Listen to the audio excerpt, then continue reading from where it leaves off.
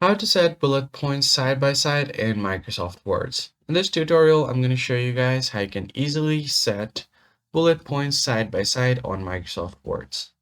So the first thing you want to do is try to set bullet points side by side with the normal text. So you can just paste your text and try to set bullet points here.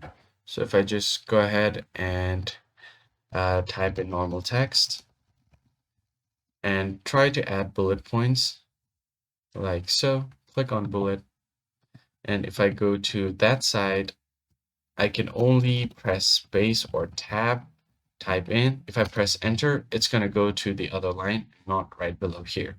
So let's fix that. First thing you can do is go ahead and insert a table. So what you're going to do is click on table and create a 2x1 table. Now enter your first data here, and you can enter your second data on the other one. So I'm just going to go ahead and enter a table separately. Now, once you've added your data separately on two different tables, all you have to do now is select all of them, go to Home, and then go to the Bullet tab, and then click on it.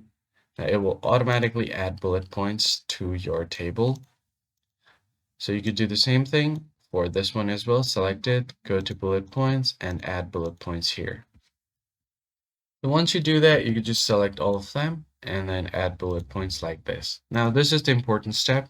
You can right click on this table, go to table properties, and then from here, you can select its width or its border. So in order to remove the border, click on this, go to borders, and then select no border. Now you have successfully added bullet points side by side on your table. You can move it anywhere you want on the Word document. I hope this was helpful to you guys. I'll catch you on the next one.